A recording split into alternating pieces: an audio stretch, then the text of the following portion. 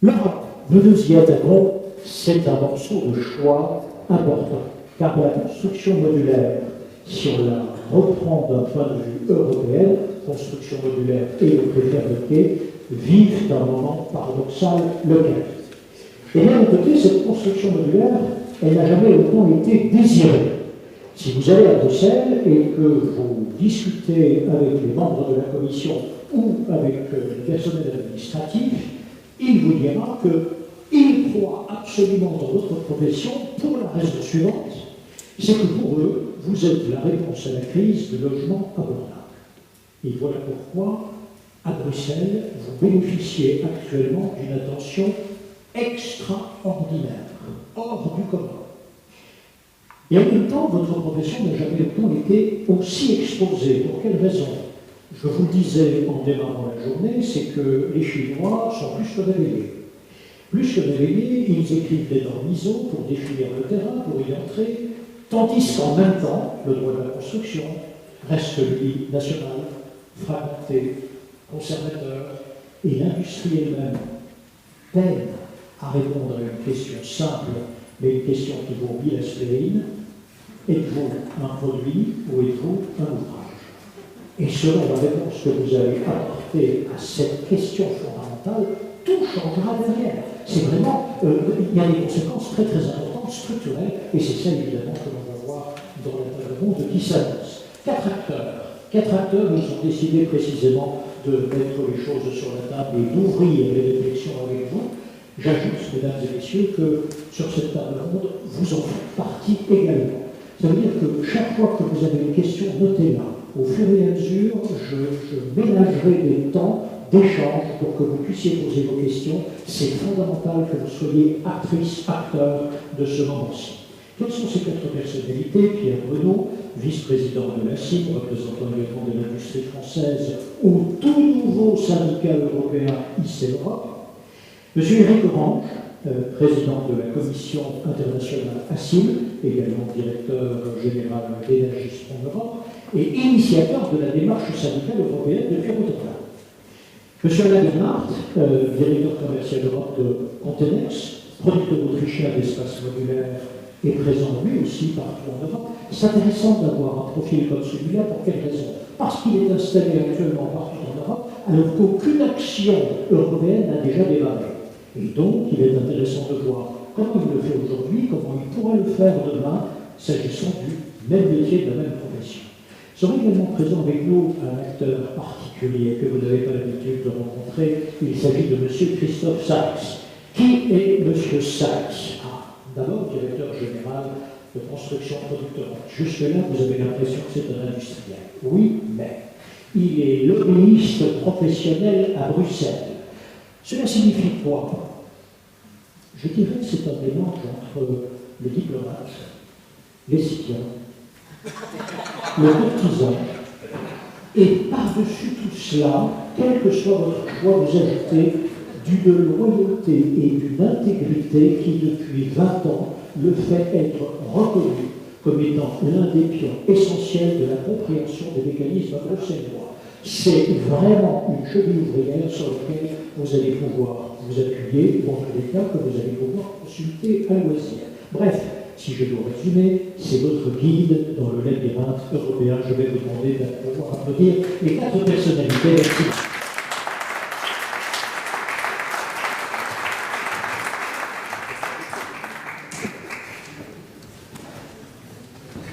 Voyons ensemble, même si la luminosité est un peu forte, mais voyons tout ce que je viens de vous dire en quelques images. Bonjour et bienvenue. Aujourd'hui, on va parler d'une idée qui pourrait littéralement changer la façon dont on construit en Europe. La construction industrialisée. On fait face à des défis énormes, la crise du logement, la transition écologique, et cette approche, elle pourrait bien être une partie de la solution. Allez, c'est parti, on plonge dedans. Alors, première question, et elle est simple en apparence, est-ce qu'on peut vraiment construire une maison, une vraie maison de haute qualité, à l'intérieur d'une usine? Ça peut paraître un peu fou, mais c'est pourtant le cœur du sujet. Et la réponse, c'est un grand oui. L'idée, c'est de fabriquer des morceaux de bâtiments, ou des bâtiments entiers, dans un environnement super contrôlé, un peu comme sur une chaîne de montage automobile. C'est ça, la construction hors site. Et les promesses, elles sont énormes. Imaginez un peu, on réduit les coûts, On accélère la livraison de manière spectaculaire. On améliore la qualité parce que tout est standardisé, tout est contrôlé. Et puis, le point qui est absolument crucial aujourd'hui, c'est bien plus durable. Franchement, c'est une approche qui a le potentiel de tout changer. Ok, donc si c'est si génial, pourquoi est-ce que ce n'est pas déjà partout? C'est la question. Eh bien, le problème, c'est ce qu'on pourrait appeler le mur transfrontalier. Au lieu d'avoir un grand marché unique européen pour la construction, on se retrouve avec 27 petits marchés, chacun dans son coin, complètement séparés. C'est comme s'il y avait un mur invisible, un mur réglementaire entre chaque pays. Et pour être très concret, voilà le cœur du problème. Un module de bâtiment, disons fabriqué en Allemagne, parfait, certifié, prêt à l'emploi, eh bien, il y a de grandes chances qu'il ne puisse pas être utilisé en France ou en Espagne. C'est fou, non? C'est un frein monumental à l'innovation et à la croissance de ce secteur. Et ce fameux mur, il est fait de plusieurs briques. D'abord, les codes du bâtiment. Chaque pays a ses propres règles pour le feu, l'acoustique, l'énergie. C'est un vrai casse-tête. Ensuite, les permis de construire, des procédures qui sont souvent lentes, super compliquées et différentes partout.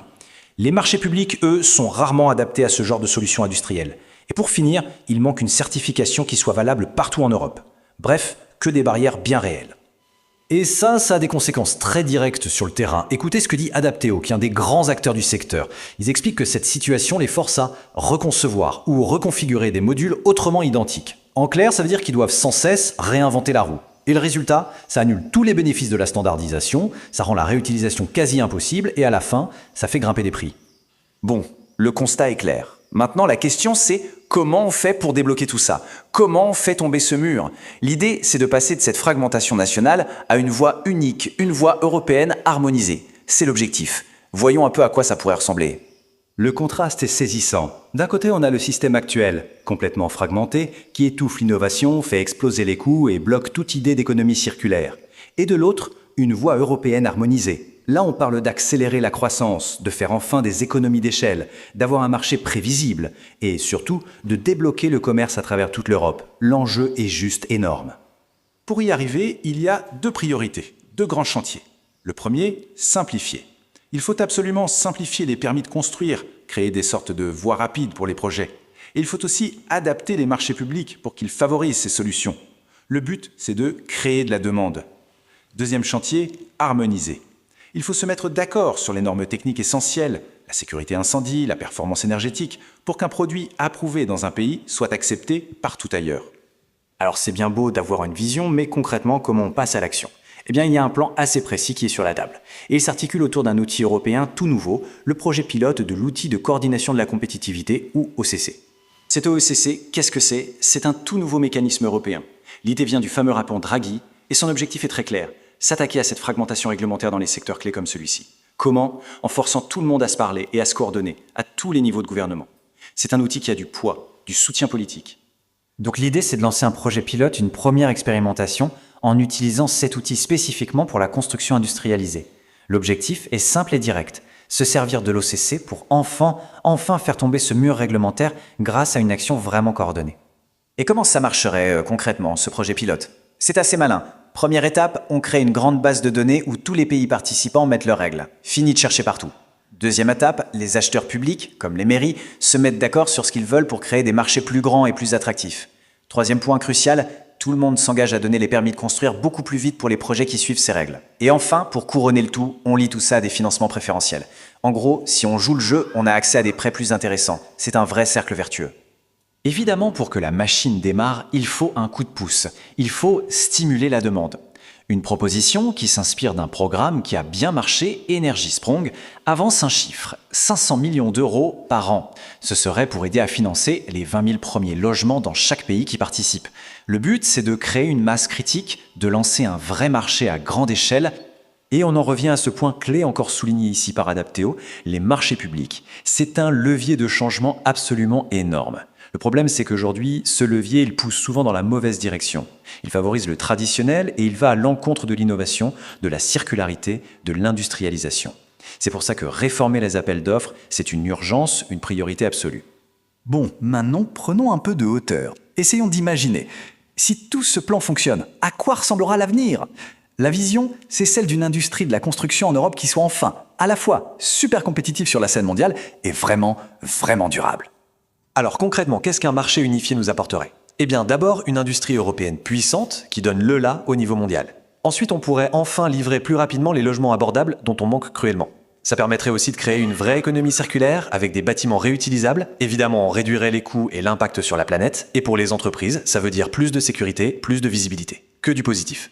Et on termine avec cette question pour réfléchir un peu. Si on arrive vraiment à débloquer ce potentiel, si on fait sauter ce verrou du marché unique, est-ce que ces bâtiments construits en usine ne vont pas, au final, complètement remodeler nos villes? On ne parle plus seulement de construction, mais peut-être bien de redessiner le visage de l'Europe. C'est une perspective assez vertigineuse, n'est-ce pas?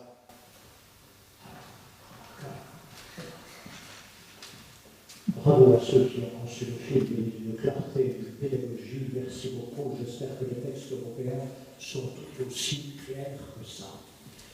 Monsieur Sachs, je vais vous donner cette petite zapette. Nous poursuivons sur l'Europe. Si vous deviez nous expliquer le milieu européen dans lequel tout cela maintenant va se réaliser, va se produire, ou peut se produire en tous les cas, ça ressemble à quoi? Dites-moi. Alors, on peut l'aborder par différents prismes, le prisme politique ou le prisme technique. Alors, d'abord quelques mots sur qui je suis suis pas un espion, je n'ai pas de revolver. Voilà. Il y a un travail de collecte d'informations, c'est clair, mais c'est fait en toute transparence. Moi, je suis comme la CIM à un autre niveau, donc je suis le responsable de la Fédération européenne et je représente tous les fabricants de matériaux de construction. Vous avez là toute une liste, si la technologie voilà, fonctionne. Donc je représente du bois au ciment, du plastique à la céramique, les isolants et tout ce qui va entre. Donc vraiment tous les matériaux sont représentés chez moi. La fédération a été créée il y a une quarantaine d'années pour s'attaquer à la problématique du marché unique européen et le fameux marquage CE. J'ai eu une petite discussion avec les collègues au fond. Hein, c'est sur certaines brochures, mais qu'est-ce que ça veut dire pour l'industrie? En quelques mots, et permettez-moi de me lever, notre travail, c'est aussi un travail d'explication, de simplification. Le Green Deal, alors je ne sais pas si c'était traduit en français, contrat vert, pacte vert, merci, c'est très complexe. Et en fait, en une image, on a montré aux acteurs de l'industrie ce que ça signifiait pour eux. Vous avez là des éléments clés, et si vous allez sur le site internet, vous pouvez cliquer sur chaque petite bulle et avoir plus d'explications. Tout est en anglais puisque nous sommes européens. Plus récemment, je cherche voilà, ça c'est la même illustration, mais pour le contrat industriel qui est sorti plus récemment. Qu'est-ce que ça veut dire pour vous? Voilà. Donc en deux mots, ça c'est un petit peu la bulle européenne dans laquelle on travaille. Et si je vais chercher plus loin, voilà. Alors, si on commence par la partie technique, c'est le fameux RPC, dont tout le monde parle, tout le monde a entendu parler de l'acronyme. La clé du succès, c'est de savoir qu'il y a ce nouveau règlement. Donc, j'utilise toujours l'image de la Bible. Il y a le Vieux et le Nouveau Testament. Il y a le Vieux et le Nouveau RPC. Le nouveau RPC n'est pas encore d'application parce que, et c'est là que la terminologie, alors qu'on parle tous français, c'est crucial, il faut la standardisation. Donc, vos standards, et pas les certificats, les standards européens produits doivent être renouvelés. Nous, on a produit un guide qui est traduit en plusieurs langues, du grec au polonais et en passant par le français grâce à Saint-Gobain. Donc vous pouvez aller chercher notre guide sur le site internet.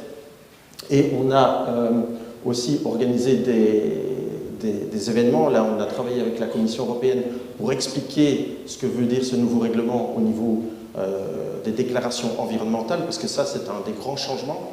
Ce n'est pas juste les caractéristiques techniques, physiques du produit, mais c'est toute la déclaration environnementale qui suit. Un des mots-clés que je n'ai pas entendu ce matin, c'est la digitalisation. Ce qui va accompagner cet élément-là, c'est le passeport digital. Donc là, vous avez en quelques éléments clés. Ce sera une obligation légale de délivrer votre marquage CE, mais également dans le cadre d'un passeport digital. Ceci vient avec un petit message d'alerte. Ne soyez pas attirés par les sirènes qui vous chantent des chansons passeport digital aujourd'hui. Ce sont des acteurs commerciaux qui viennent vous vendre des solutions commerciales qui ne seront en aucun cas respectueuses de vos obligations légales parce qu'on ne les a pas encore. D'accord? Donc ça, c'est le petit message essentiel et c'est aussi le travail de l'association. Quasi toutes les semaines, on me demande « Christophe, j'ai eu… » Non, pas aujourd'hui. D'accord? Donc, ça c'est la chronologie, pour faire simple, du DPP. Je crois que la présentation sera partagée avec les participants. Voilà, vous pourrez voir ça un petit peu plus en détail. Voilà, on parlait de messages envers les institutions. Dans le transfert d'informations, ce qui est crucial, c'est que la donnée reste chez le propriétaire, c'est-à-dire le fabricant. Il y a trop d'acteurs de l'informatique qui viennent piquer nos données, qui les revendent et qui s'enrichissent, alors que l'investissement et le coût, il est chez nous. Mais il faut faire le lien entre la donnée produit et la donnée bâtiment. Donc, quand j'entendais vos clients ce matin dire « Tiens, voilà, mais toutes les informations digitales du produit doivent être prises dans le carnet digital du bâtiment, quel produit, à quel endroit, en quelle quantité ». Ça permet de faciliter les rénovations, l'amélioration du bâtiment et le fameux mot circularité plus tard. D'accord ? Alors, on en vient à la partie politique. Le 19 juin, donc après 10 ans de travail auprès des institutions en leur disant la construction, c'est le plus grand acteur industriel européen, vous l'oubliez depuis toujours, on y est arrivé à moitié. Ils n'ont pas pris le mot construction, ils ont pris le mot habitat. Donc, ils lancent une grande alliance européenne le 19 juin. J'ai ma place, j'ai mon siège, mais ce sera une grande messe, je n'aurai pas droit au chapitre, je n'aurai pas de micro. Mais on est à la table, d'accord? Et ça va aller très très loin. Je remercie le gouvernement français d'avoir des représentants ici avec vous. Votre ministère du Logement, alors je ne suis pas un spécialiste de la politique française, votre ministre est invité. Il va avoir un colloque de ministres du Logement européen avec la Commission, avec les parlementaires. Tout ça va être... Là, ce sera chasse gardée, on ne pourra pas y rentrer. Mais ça vous prouve à quel niveau on se situe au niveau de l'investissement politique et financier qui arrivera. J'en arrive à vous autres. Il y a dans ce cadre-là un groupe de travail sur leur site qui va démarrer et la date c'est le 30 juin. Là aussi, on est présent, on est de la partie de la commission européenne qui prépare la réunion. Il faut être là, il ne faut pas juste être assis, il faut que vous, alors quand je dis vous, ce n'est pas vous que la France, mais les acteurs européens de votre secteur, soient très clairs entre ce que la Commission européenne peut faire pour vous. Ce sont des gens de grande volonté, il y a des gens très compétents, mais comme moi, ils ne sont pas de votre secteur. Et il n'y a que vous pour leur dire exactement ce qui peut faire la différence dans votre industrie. Voilà, donc première réunion 30 juin. C'est le début d'une belle et longue histoire, je l'espère. Et un dernier petit clic. Voilà, on revient au... Si on va faire le débat avec vous, la moindre information, suivez-nous sur LinkedIn, c'est notre média social préféré, on partage beaucoup d'informations et je reviens à l'image de l'espion qui m'a fait bien rire, c'est autant collecter l'information en amont pour la partager avec des groupes comme le vôtre que d'attendre la réunion officielle où évidemment on doit être plus prudent de ce qu'on dit et de ce qu'on récupère comme information. Merci beaucoup. Merci beaucoup, M. Sachs. À ce stade, y a-t-il des questions? On va démarrer avec des idées claires. Donc, est-ce que tout est clair pour tout le monde jusque-là? Nous pouvons démarrer? Parfait. Allons-y, Pierre Bruno, vice-président de la CIM. La question qui revient dans tous les échanges préparatoires, c'est la question de l'identité. Ouvrage ou produit. J'aimerais savoir pourquoi on se pose cette question-là, étant entendu tout ce qu'on vient de voir maintenant. Si vous pouvez nous faire le lien, ça ce sera vraiment utile. Merci. Si seulement je pouvais. Sommes-nous un produit, sommes-nous un ouvrage? Vous avez 4 heures. Et on se retrouve, je crois que c'est le début du bac. Ma position est que j'essaye de faire partager à cette nouvelle association européenne qui s'appelle Industrialized Construction-Europe. Bon. Elle ne s'appelle pas hors site, elle ne s'appelle pas préfabriquée, elle ne s'appelle pas modulaire, donc elle est 2D, 3D. Et elle est européenne. Cette nouvelle association, bien.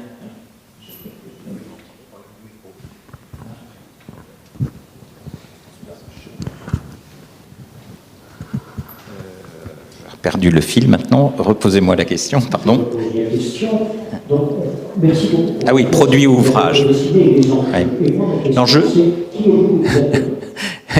Alors, non, je reprends sur votre question, c'était produit, ouvrage, où est-ce que ça nous mène, etc. Si on est un produit, on doit être marqué CE. Si on est un ouvrage, c'est plutôt un système de construction avec des produits marqués CE, mais aussi avec des architectes. Donc, ce que je disais, c'est que ma position, c'est que nous sommes un produit pour tout ce qui est module temporaire, par exemple. Ça se visualise assez bien, finalement. Et quand c'est un bâtiment, c'est un ouvrage.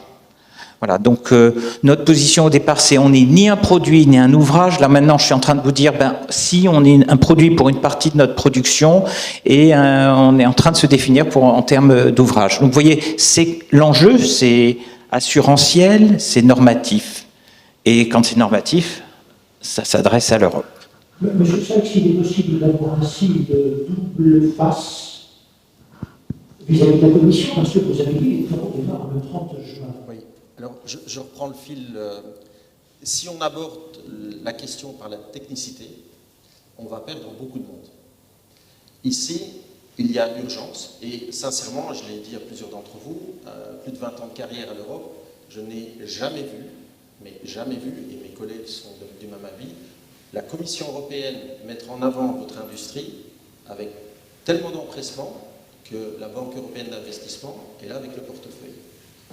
Alors, ils ne disent pas qu'ils vont vous acheter les modules. Ce qu'ils vous disent, c'est « venez nous parler ». Vous êtes vu aujourd'hui comme la solution. Je vais être honnête avec vous, il y a 5 ans, c'était l'impression 3D. On a réussi à les convaincre que ce n'était pas ça. Voilà, ça fait partie d'une des technologies. Aujourd'hui, c'est vous, la technologie, qu'ils mettent en avant. Ce que j'entends derrière quand je parle aux industriels, c'est l'inquiétude de la Chine.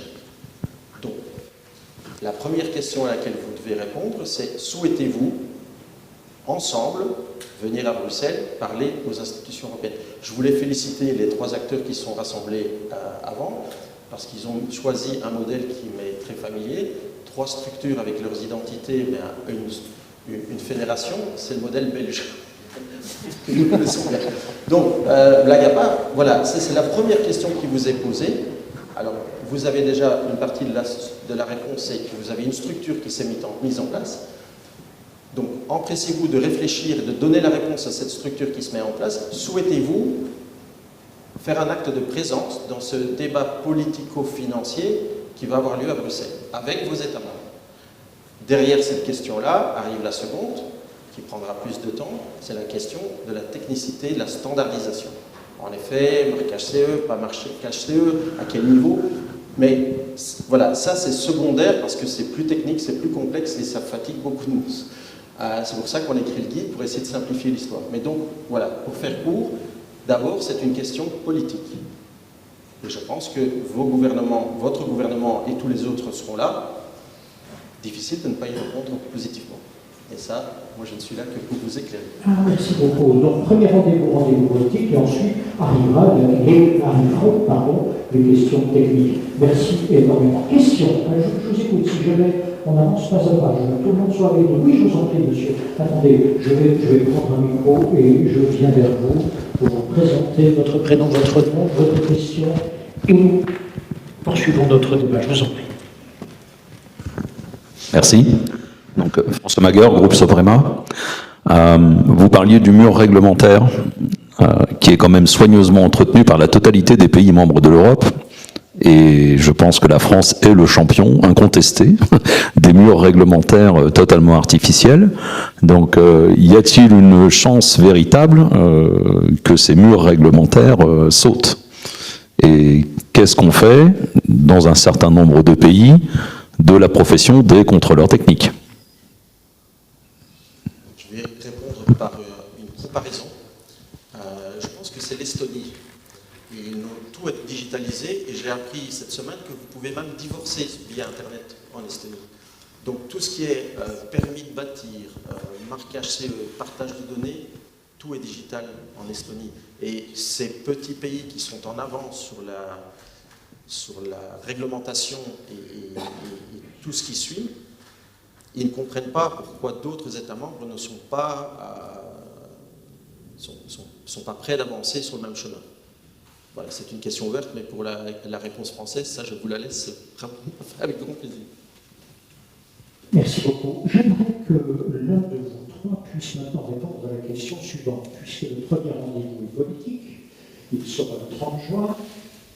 Qu'est-ce que votre syndicat? Expliquez-nous quand il a été fondé, quelle fut la démarche, où en est-on actuellement? Allons-y. Qui c'est, M. Orange? D'accord, volontiers. Je voudrais remercier Christophe quand même, parce que c'est mon professeur de bruxellois une fois, parce qu'il faut comprendre, là-bas, il y a une langue encore. Moi, j'ai appris le CSTB il y a un certain temps, j'ai appris l'ISO, et là, j'apprends le bruxellois. Donc, c'est un prof en plus de tout le reste. Ouais, donc, cette idée d'association européenne de construction industrialisée, elle est venue assez rapidement en 2024, quand on est rentré de Chine avec la délégation ACIM, délégation française, il y avait beaucoup de membres de l'ACIM, mais c'était une délégation française. On a une discussion avec la DG qui s'appelle la DG Gros, qui s'occupe de la construction, qui nous a dit quel numéro pour la construction industrialisée modulaire en Europe. Et donc là, on a donné le 06 de Pierre Bruno, mais elle a dit non, il m'en faudrait un autre quand même, parce que ça ne va pas le faire. Et donc on a passé 1 an et demi à essayer de draguer l'Europe, et de trouver un Autrichien, de trouver un Allemand, de trouver un Italien, un Espagnol, etc. Et on s'est mis ensemble, et la première question, c'était comment se positionne-t-on par rapport à ce fameux RPC, Règlement Produit de Construction? Est-ce qu'on est un produit ou est-ce qu'on est un ouvrage? Donc ça a pris un peu de temps. Maintenant, la structure, elle est en place et on va pouvoir enfin participer au débat. Je pense d'abord en écoutant pour essayer de comprendre ce qu'il faut faire avant de parler, parce que ça, mais on va essayer de prendre une place dans le train qui se passe là. Et puis après, il va falloir qu'on définisse une position industrielle française sur le sujet. Et après, on a la vanité de croire qu'on peut aussi essayer de mettre les pays européens ensemble d'accord. Donc on essaye de regrouper des responsables ou des experts techniques des différents produits européens. Alors, on a démarré par la France, l'Allemagne et l'Italie, pour essayer d'avoir une position commune des États membres sur ce sujet-là. Et à 27, ça va être compliqué. Et l'idée, c'est de commencer par ces trois-là. Je ne sais pas si on va y arriver, mais on va essayer de définir une position là-dessus aussi. Peut-être qui était dans ce même voyage au Chili. Parfait. Pour tous les deux, ouais. Et vous-même également, pour tous les deux, j'aimerais que vous témoigniez. Qu'avez-vous observé en Chine et est-ce que ce que vous avez observé a été l'élément déclencheur de la mise en place d'un syndicat européen? Allons-y, qu'avez-vous observé d'abord en Chine? Une volonté politique extrêmement forte de conquête des marchés mondiaux sur la base de la normalisation d'une part et des routes de la soie d'autre part. Donc ça c'est une volonté politique, et quand la volonté politique... J'aimerais que vous répétiez la deuxième partie sur la base une volonté politique DGPI mondiale sur... Avec comme outil les routes de la soie. Ah, la route de la soie, parfait. Alors, Celle qui arrive par chemin de fer et qui arrive pratiquement à Liège, entre autres. Exactement. On est bien d'accord. Et en fait, il n'y en a pas qu'une, il y en a plusieurs. Et après, dans cet aspect géopolitique, depuis 2024, les États-Unis se sont fermés, le Moyen-Orient est en crise, donc le prochain marché chinois, c'est l'Europe. Pourquoi la route de la soie est-elle si importante dans leur axe de pénétration européen? Une réponse très simple. Carbone.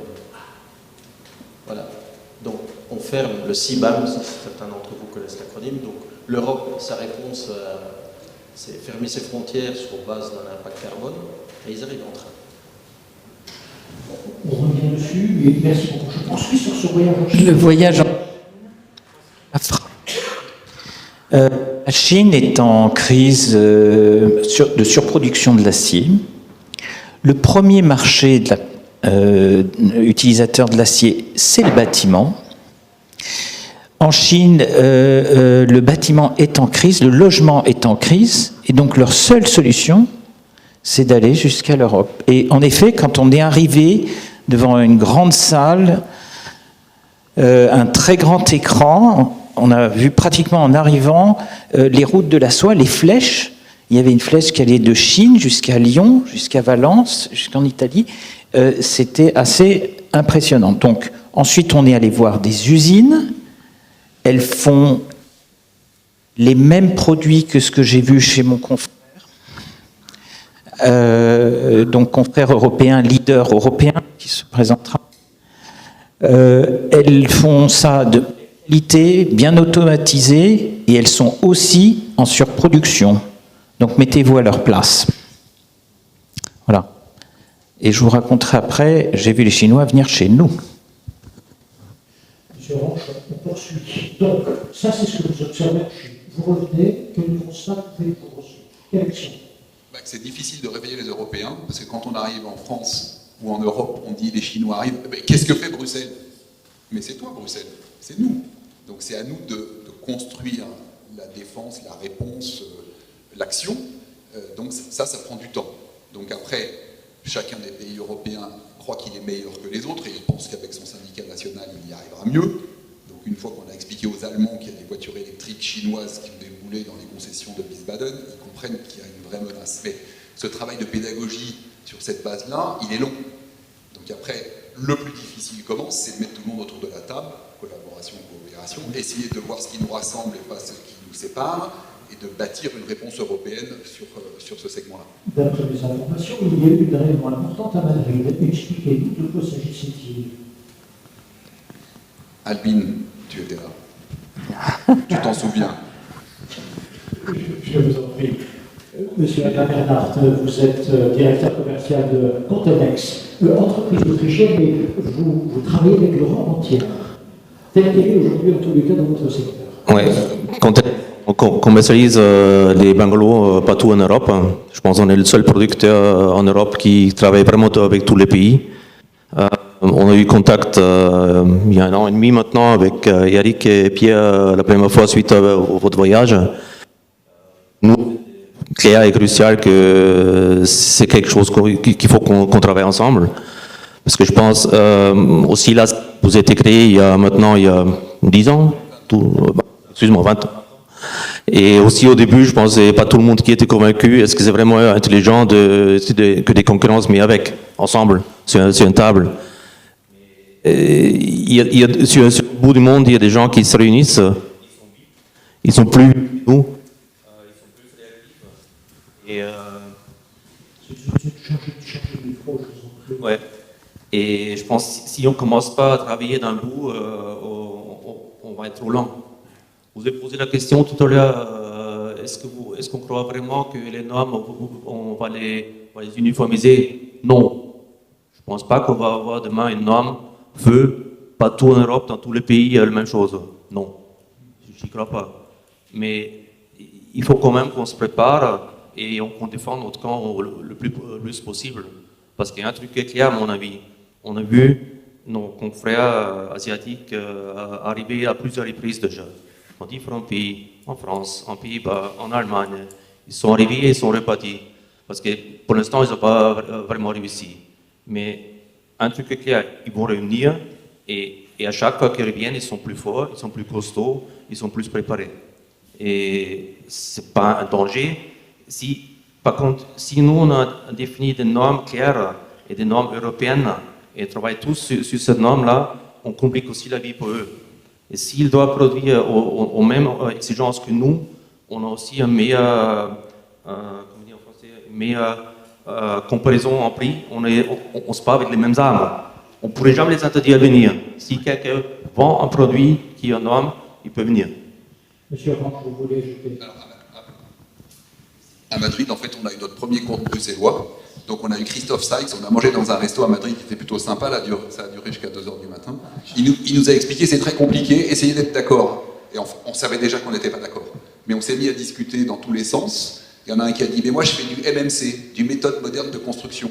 L'autre qui dit, oh bah non, moi je fais des produits industrialisés, c'est vachement mieux. Puis t'as l'allemand qui dit, Ach, Modulbau ist besser. Alors, tu te dis, bon, comment on fait? T'as Contenex qui est là, qui est autrichien, donc ils sont neutres, ils n'ont jamais été ni dans l'OTAN ni dans rien, donc ils essayent de faire une espèce de synthèse qui tient à peu près la route. Et à la sortie de ça, on a pris une caipirinha ou je sais pas quoi, il y avait des glaçons dedans, gin tonic. Et on s'est dit, le nom du syndicat c'est ICE, parce qu'il y a des glaçons dans le gin tonic. Et puis il y a Christophe qui nous dit, ICE, vous êtes foutus parce que c'est la police de Trump et ils sont en train de dézinguer tout le monde de l'autre côté.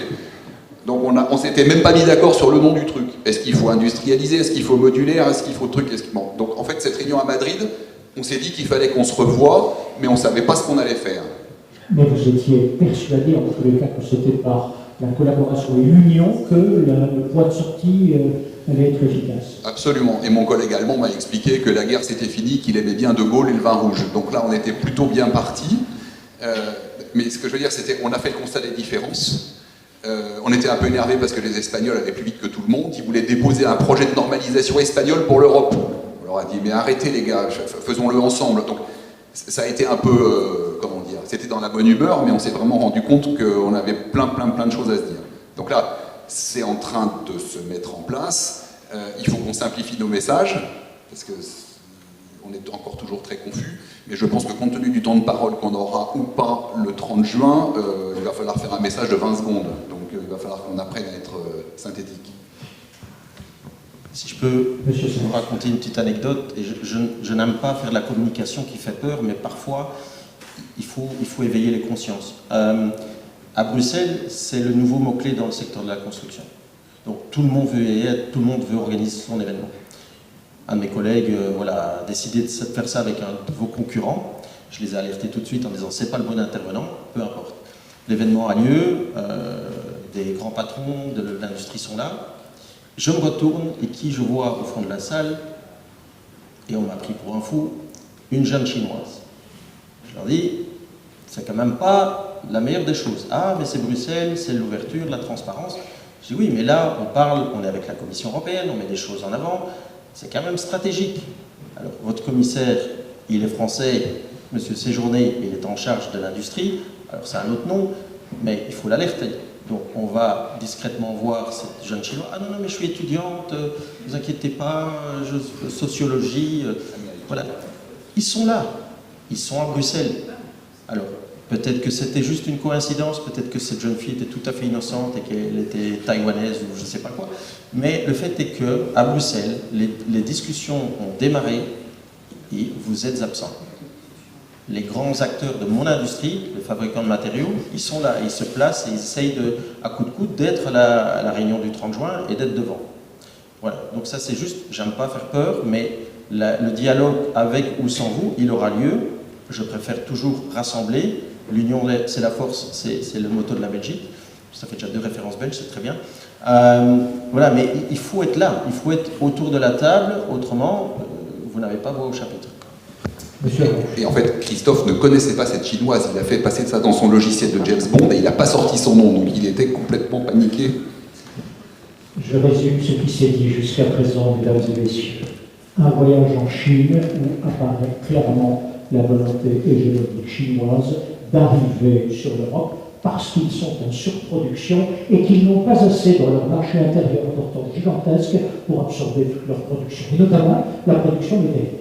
C'est à partir de là où le danger est clairement identifié et la solution identifiée également, c'est de pouvoir se regrouper dans un syndicat. Ce syndicat désormais existe et ensuite maintenant il va falloir sur 2 pistes faire bouger ce syndicat, sur la piste politique et sur la piste technique. Voici où nous en sommes au moment où nous allons déborder, mais volontairement, de cette table ronde.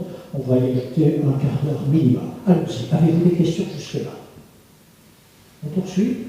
On poursuit. Que font les Chinois pour garantir leur atterrissage actuellement? Légalement, que sont-ils en train de préparer pour arriver en Europe et que tout leur soit favorable? Je vous écoute. Quelle est leur stratégie? Eh bien, ils sont en train de développer, de travailler sur une norme ISO. Et donc, le travail de normalisation, pour eux, est un outil d'exportation, un outil industriel. Ils sont en train d'écrire, depuis 2 ans, une norme ISO sur la construction préfabriquée. Alors eux, ils disent pas aussi, hein. Bon. Et ils ont la présidence de ce comité, ils ont le secrétariat général, une délégation de quelques Gaulois que nous étions, et est venu ce qu'ont fait effectivement les Anglais, un Américain, etc. Et donc, bref, il n'y a pas grand-chose encore vraiment aujourd'hui dans cette norme ISO, pas grand-chose de très contraignant. Mais leur but dans cette norme, je voudrais le dire, c'est pouvoir faire avec la construction préfabriquée des hôpitaux provisoires comme ils ont su faire pendant le Covid, en très grande dimension, de faire des villes provisoires en cas de tremblement de terre ou de catastrophe, et de faire des postes de guerre avancés. Donc c'est ça qu'il souhaite. Mais une chose encore, que l'on comprenne bien. En quoi la norme ISO nous regarde? Je ne comprends pas ça, la norme ISO. Expliquez-nous exactement qui fait quoi dans la norme ISO et pourquoi nous sommes concernés. Nous serions concernés. Donc en deux mots, et je ne vais pas vous ennuyer trop avec la standardisation, mais il y a un accord international. Donc la règle, c'est l'accord de Vienne. Quand l'Europe fait des normes, écrit des normes, il existe déjà une norme au niveau de l'ISO, l'Europe est obligée de l'adopter. Alors là, c'est déjà une toute petite victoire de notre association. Nous avons alerté la directrice de cette fameuse partie de la Commission européenne en disant « Attention, vous allez démarrer vos travaux, mais les Chinois préparent une norme ISO qu'on serait obligé... » Et là, il faut le dire, c'est le message de M. Séjourné, il a dit non. Si ça met en danger la compétitivité européenne, il n'y a plus d'accord de Vienne. Voilà, c'est là le risque d'ISO à l'Europe, mais pour l'instant, alors c'est pas écrit, mais il y a déjà une vision politique à ce niveau-là. Je pense aussi que l'Allemagne a dit non déjà contre. Et je pense que ça c'est un succès déjà de cette discussion qui a commencé. Monsieur Bruno, et puis ensuite, monsieur Roche. Alors ça nous protège quand même ces fameuses normes, ces réglementations différentes. Je vous disais, j'ai revu une des entreprises chinoises, elle est venue me voir, elle passe un mois, on a passé 10 jours, elle passe un mois en Europe, et pour elle, le problème, c'est la réglementation des différents pays. Donc si on arrivait à baisser les différences de réglementation, pour eux, c'est peut-être aussi leur offrir un potentiel plus rapide, plus important. Donc il faut aussi faire attention à ça. Donc, nous on dit à l'Europe, aidez-nous, on est là, on va dire que nous sommes là, mais aussi protégez-nous. Si vous ne nous protégez pas, ça ne va pas marcher. Donc il y a des mécanismes comme le CELA, c'est un truc un peu technique, je ne vais pas rentrer là-dedans, qui ont pour objet de taxer des produits qui ont un poids carbone important, et en particulier l'acier.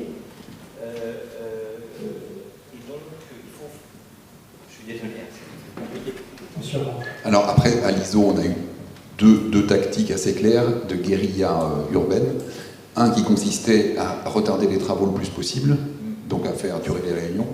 Étant entendu que si on n'est pas là, eh ben les comptes rendus s'empilent et les choses avancent. Donc en fait, on était là pour réduire ça. Et après, la tentation européenne d'arrogance historique, c'est de dire on va faire un truc technique, ils ne vont jamais y arriver. Et en fait, on a fait l'inverse, on a mis le moins de choses possible dans la norme pour donner le moins d'éléments techniques possible pour que la norme soit la plus vide possible. Donc en fait, et on en est là aujourd'hui, et il commence à être nerveux parce que l'horloge tourne. À l'ISO, vous avez 3 ans entre le moment du dépôt du projet et la publication de la norme, et pour l'instant, on est à 6 mois de l'acquis, et ils accélèrent le mouvement là où on essaie de le ralentir. Et c'est à ce moment-là qu'on a réussi quand même à s'entendre avec les Américains, alors les Américains et les Anglais, pour faire des contre-propositions constructives qui ralentissent le process actuellement. Donc, chaque jour où le soleil se lève, la menace est la vôtre. Premier point, vous l'avez identifié, merci beaucoup. Et premier point vous, tactiquement, on ralentit les travaux. Ça ne veut pas dire pour autant que vous allez protéger l'industrie européenne. Donc il s'agit, dites-vous également, maintenant de travailler à des normes communes, j'ai bien compris. RPC, c'est bien cela. J'ai bien compris. Alors, RPC, c'est l'ombrelle, c'est le règlement. Voilà. L'image, c'est le règlement pour jouer qu'un ballon. Moi, je joue au rugby, je joue au golf, 2 balles différentes. Il faut 2 standards différents pour la balle du rugby et la balle de golf. Donc, il faut une balle du préfabriqué. Je me tourne vers vous, Monsieur Bernard. Actuellement, lorsque vous fabriquez un module et que vous l'exportez dans les pays européens, est-ce qu'à chaque fois, c'est un module différent selon chacun des pays européens? Oui, bien sûr. Oui, il répond à des normes différentes. Bien sûr. Que Obligé. le fait qu'il y ait un standard européen? Je pense le standard européen, c'est aussi votre question tout à l'heure. On ne va jamais y arriver. Et le marché il est protégé déjà par la construction des bâtiments parce qu'on doit aussi suivre ces règles des États. Dans les pays scandinaves, vous avez d'autres réglementations pour les thermiques qu'en Espagne, ce qui est logique. Et alors, on ne va jamais avoir une réglementation européenne commune parce qu'il y a comme des raisons pourquoi. Ça, en parallèle, ça nous protège aussi pour les Chinois ou autres, parce que ça complique aussi la vie pour eux. Moi, je connais ça de notre société. C'est pas toujours évident à savoir tout ce qu'on doit faire pour tous les pays en Europe. Et un peu l'avantage, pourquoi ça complique aussi la vie pour eux. Notre produit, c'est pas une voiture de luxe. Un produit, un bungalow coûte pas 100 000 euros. Ça veut dire, si eux ils doivent importer les marchandises de la Chine avec des spécifications bien précises et où le transport il est très haut, très cher, ça leur complique la vie à chaque étape. Par contre, s'ils ont un produit à importer avec un truc bien spécifique qu'ils peuvent envoyer pour toute l'Europe, bah, ils ont gagné. Voilà. Vu qu'on n'a pas de questions, je voudrais moi retourner le miroir et poser une question à l'audience. Combien d'entre vous connaissent l'acte d'accélération industrielle? Aïe, aïe, aïe. Ah, une petite main. Donc, alors, rendons à César, c'est encore une initiative française, ça va, monsieur Séjourné, c'est de mettre une étiquette fabriquée, alors c'est là que ça se complexifie, en Europe. Donc, même si demain vous n'arrivez pas à avoir la norme, la référence pour le préfa, si les États membres, et là c'est à nouveau la dimension politique, parviennent à se mettre d'accord sur cette étiquette, ça devient compliqué parce qu'à ce moment-là, les Chinois, et n'oublions pas les Américains qui ont une grande conférence aux Pays-Bas au mois d'octobre, qui essayent aussi de rentrer chez nous, ils seront bien plus mal parce que ça veut dire que non plus ils amènent les produits, mais ils doivent fabriquer des usines en Europe et installer des usines. La clé du succès, c'est est-ce que c'est fabriqué en Europe, ça inclut la Chine, la Suisse et la Norvège, non, la Russie, la Suisse et la... ou est-ce que ça fait fabriqué dans l'Union européenne? Et c'est là qu'il y a un petit conflit entre l'Allemagne et la France, c'est à quoi on met sur... Enfin, quel est le mot clé de cette étiquette? Et donc, c'est pour vous rappeler qu'à part cette dimension technique, il reste une immense dimension politique, et votre gouvernement, enfin, vos représentants politiques sont déjà bien avancés sur la question. Merci beaucoup. Mais Séjourné à Bruxelles, il n'est pas français, il est Séjourné. Je poursuis ma synthèse parce qu'il y a un dernier point que j'aimerais que vous éclaircissiez. Donc, nous sommes bien d'accord, il faut bloquer les Chinois et en même temps, ce serait pas mal d'avoir une règle commune, c'est-à-dire que chacun d'entre vous puisse y avoir le marquage CE et à partir de là, un seul produit dans tous les pays. J'ai bien compris, le marquage CE, c'est ce que ça permettrait. Mais ça permettrait également pour les Chinois, nous sommes d'accord. Comment on bloque les Chinois alors que l'on met en route une règle qui permet d'avoir le marquage CE, je vous ai dit. On les bloquerait comment? Alors, il y a deux axes. Il y a la surveillance des marchés, qui n'existe pas pour l'instant dans la construction, parce que, comme partout, on fait des économies, donc ils surveillent autre chose que les matériaux de construction ou la construction. Et l'autre, c'est, alors évidemment, travailler en anglais, je trouve chercher les mots exacts, c'est les achats publics. Donc là, au mois de juin, fin du mois, on attend la nouvelle mouture de la proposition de la Commission européenne sur les nouvelles règles pour les achats publics. Si à ça, vous rajoutez la petite étiquette fabriquée en Europe, ça va devenir plus compliqué. Alors là où on s'est tiré une balle dans le pied, et je dirais nous, mais c'est plus les politiciens, quand on a rédigé le nouveau règlement des matériaux de construction, il y a un petit malin qui s'est dit « Ah ben je vais bloquer les Chinois en inscrivant dans les obligations un contrôle de l'usine. » Donc un contrôle physique de l'usine.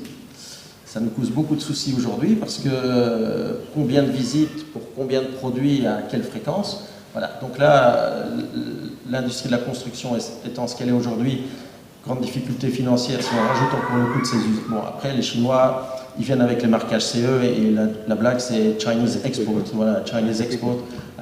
Donc, prenez n'importe quel produit chinois, vous vérifiez l'adresse, vous téléphonez, ça n'existe pas.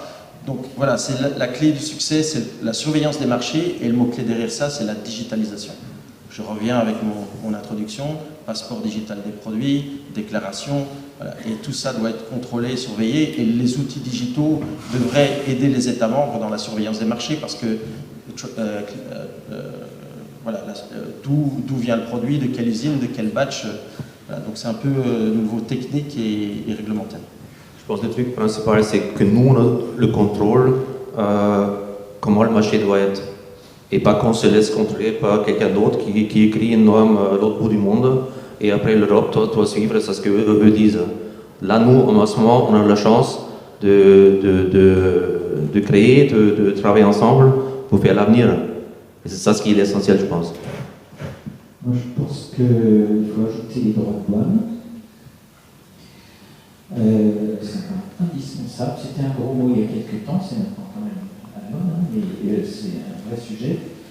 Les droits de douane, taxer les produits qui ont un poids carbone important, donc plus ça va être bien loin, plus ça va être taxé. Donc c'est ce mécanisme CBAM là, qui vient de se mettre en route en 2026 et qui oblige les importateurs d'acier de payer une taxe carbone suivant le pays, tout un ranking, ce qui fait que par exemple par module, quand l'acier principalement vient de Chine, ça coûte entre 100 et 200 euros par module en plus cette année. Et il y a une obligation de déclarer fin 2026 combien vous avez déclaré. Voilà, ça c'est le mécanisme CBAM. Je disais à Eurofair, ceux qui ont travaillé là-dessus, c'est insuffisant. Oui, c'est tout à fait insuffisant. Mais par contre, c'est un taxe sur l'importation d'acier, mais aussi sur, c'est pas seulement l'acier, c'est tout un tas de produits donc, et de sous-produits, parce qu'ils ont bien compris pour détourner ça. Et la catégorie construction modulaire acier a bien été identifiée comme un code faisant l'objet de cette taxation. D'accord. Je vais formuler avec mes mots, tout ce que vous venez de dire, vous allez me dire si c'est correct. La première chose, c'est se rendre, s'identifier comme le seul interlocuteur de votre profession au niveau politique européen. S'il y a quelqu'un que l'on doit consulter, c'est le dialogue doit être là, ça commence le 30 juin. Et ensuite, l'idée est la suivante, comment se favoriser en pourrissant la vie des autres. On est d'accord là-dessus ou pas? Je résume, mais c'est un peu ça. Et vous dites, là, on peut compliquer les choses, on peut les compliquer pas mal, et faisant cela, ça ne complique pas la vie pour nous, parce que nous sommes à l'intérieur de nos propres frontières. Je résume à peu près ou pas? Monsieur Orange? Ouais, alors moi j'ai quand même un truc à rajouter, c'est qu'on a une responsabilité de citoyen européen dans nos achats, et nos emplettes sont nos emplois. Enfin, c'est un vieux slogan des années 80, mais on a une vraie responsabilité personnelle là-dessus. Et après, c'est sûr qu'on n'a pas toujours le choix d'acheter chinois ou pas chinois, mais quand on a le choix d'acheter pas chinois, il faut acheter pas chinois. Après, c'est des injonctions, c'est plus cher, etc. Mais il y a un coût de la durabilité ou de la sustainability, enfin, du fait qu'on soit encore là dans 10, 15 ou 20 ans, et on a une responsabilité individuelle et collective par rapport à ça. Donc, moi, c'est des trucs, je suis né européen et je le resterai. Alors, le Made in France, j'adore parce que c'est de Pranex, mais le Made in Europe, ça me va bien, quoi. Et puis, je préfère du Made in Europe à du Made in China. Bon, et entre les deux, il y a du Made in quelque chose. Est-ce que les Turcs, on doit les mettre dedans ou pas? Enfin, il y a pas mal. Pardon? Non, mais c'est une responsabilité de citoyen, et nous, on est tous engagés dans des associations, dans les trucs, on a aussi ce message-là à faire passer. Mesdames et messieurs, je vais vous demander d'applaudir vos 4 intervenants.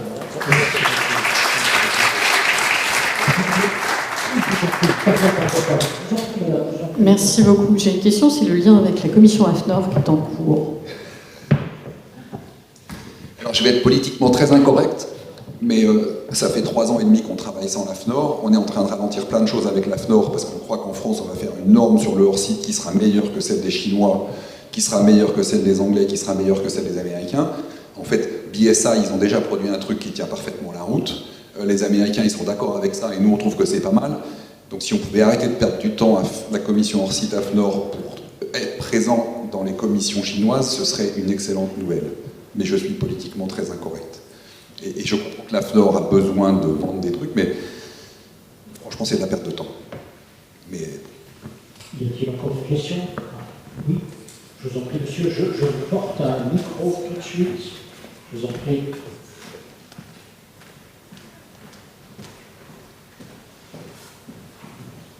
Oui, donc j'interviens à nouveau. Sofrema, on est comme Contanex, hein, on vend dans toute l'Europe, et on est bien placé pour voir le degré de complexité qui peut être inventé par chacun des pays, y compris des fois uniquement pour se faire plaisir. Ceci dit, il y a quand même quelque chose de nouveau, dont tout le monde parle depuis 2 ou 3 ans maintenant, pour permettre à une entreprise de maîtriser les barrières réglementaires et techniques, quelles qu'elles soient. C'est l'IA.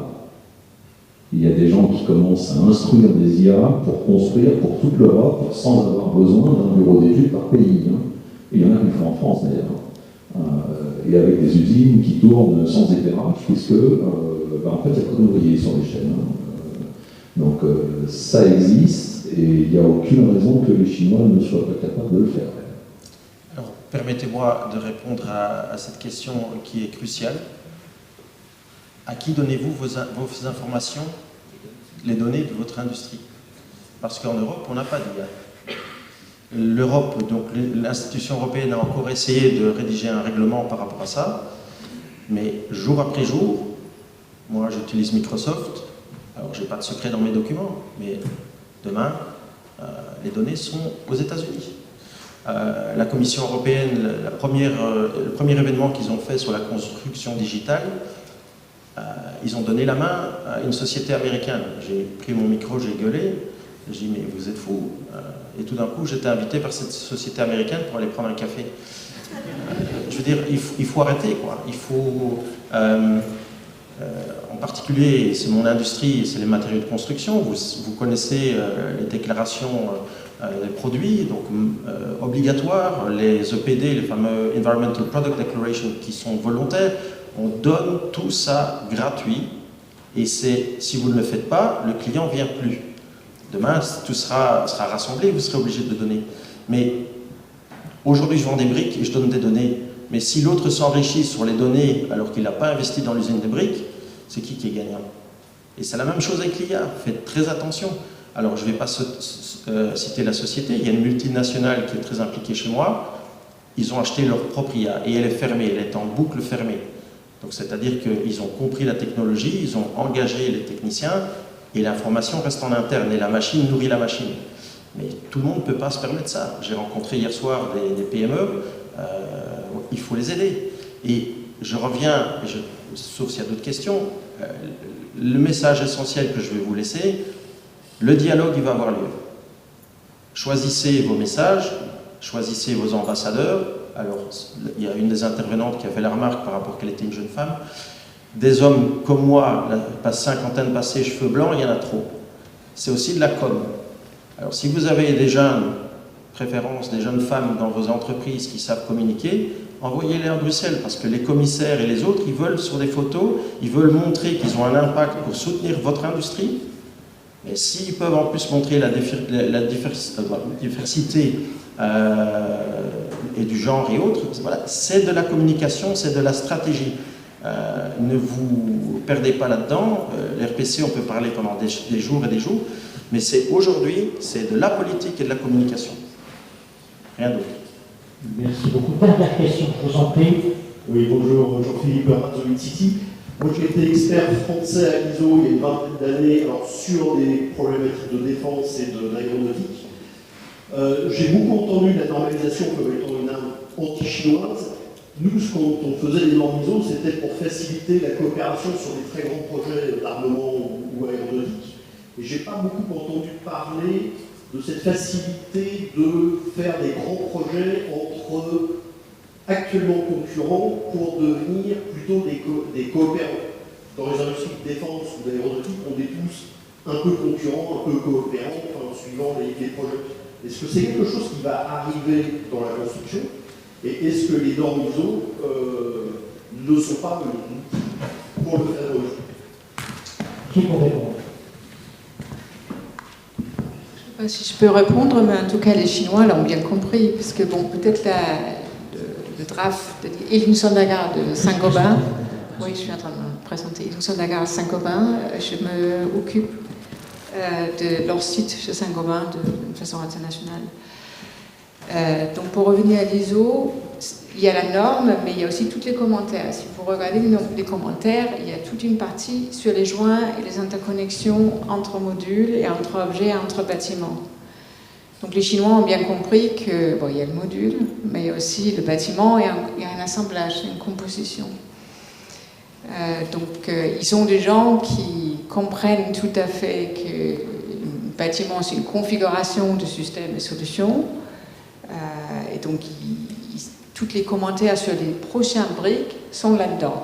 Et je pense qu'en Europe, si on regarde côté client, parce qu'on peut verrouiller autant qu'on veut, si on ne fournit pas quelque chose, un service et un produit aux clients qui veulent, on n'aurait pas avancé. Donc, si on veut vraiment être perspicace sur le marché, il faut aussi fournir à nos clients les choses qu'ils ne trouvent pas dans le bâtiment aujourd'hui. Les services qu'ils ne trouvent pas, le cycle de vie qu'ils ne trouvent pas, ou cette facilité de composer avec des interfaces et gérer leur bâtiment. Là, on a un boulevard. Parce que, mine de rien, bon, moi je suis de l'industrie, ça fait des années qu'on parle de la question de comment on va créer des systèmes comme des produits, et après, comment on va rendre ces produits en effet un service. Donc, bâtiment comme un service, etc. Vous êtes plein dedans. Et je pense que c'est votre force, vous êtes locaux, vous connaissez les besoins. Et une fois qu'on commence à regarder ça du côté client, on peut aussi changer les normes. On peut changer les normes parce qu'on peut faire une norme fonctionnelle. On n'a pas besoin de parler de Norvège, de France, parce que ce qui change, c'est la géographie. Donc si on fait des normes fonctionnelles, on peut tout à fait les faire. Donc il faut utiliser ceci pour se réunir et faire quelque chose de mieux. Et moi, je suis très contente parce que ça fait 5 ans avec Pierre que Pascal, excusez-moi, qu'on voulait créer une association européenne pour la construction au site. Mais tout le monde, pas que le modulaire, le béton, etc. On a essayé. On a vu qu'il n'y avait pas de volonté. Les gens ne voulaient pas. Et donc, on ne peut pas faire aux places des autres. Donc, je suis ravie de voir que vous bougez. C'est un peu dommage que c'est les Chinois qui nous fait pousser, mais c'est bien. Le moment est lancé. Merci de votre intervention. Pierre, c'est moi. Je vous en prie. Je réponds, j'ai eu le sentiment en une phrase que, en effet, l'Europe, elle cherche à ce qu'on devienne, nous, une sorte d'Airbus du logement, voilà, et de la construction hors site. Honnêtement, on n'y est pas. Et puis pour répondre à ta question, je pense que la collaboration internationale entre les Chinois, les Américains et l'Europe, elle a un peu vécu, et qu'aujourd'hui, c'est eux qui ont commencé la bataille dans la cour de récré, et qu'on a un peu intérêt à ne pas se faire avoir. Enfin, moi, c'est le sentiment global que j'ai. Je pense que la réponse, elle est européenne, et j'ai pas envie de me faire pomper les données par les Américains, ni de donner l'ensemble des usines aux Chinois. Et donc, je ne crois, même si j'ai voulu y croire, parce que je suis de la génération de la chute du mur de Berlin, j'ai voulu y croire, mais je pense qu'aujourd'hui, malheureusement, c'est pas la tendance. Et quand j'entends que les Américains peuvent stopper les F-35 des Danois au sol parce qu'ils ont la suite logicielle, ça me fout les boules pour les Danois. Ils auraient mieux fait d'acheter des Rafales. Je vais vous enlever les piles parce que là, l'oratoire, je vous en prie, c'est la toute dernière intervention. Alors, l'association IC Europe est prête à accueillir toute bonne volonté. Voilà, et tout nouveau membre. Et c'est mon ami Albin qui me le rappelait parce qu'il est toujours bien concret. Merci beaucoup.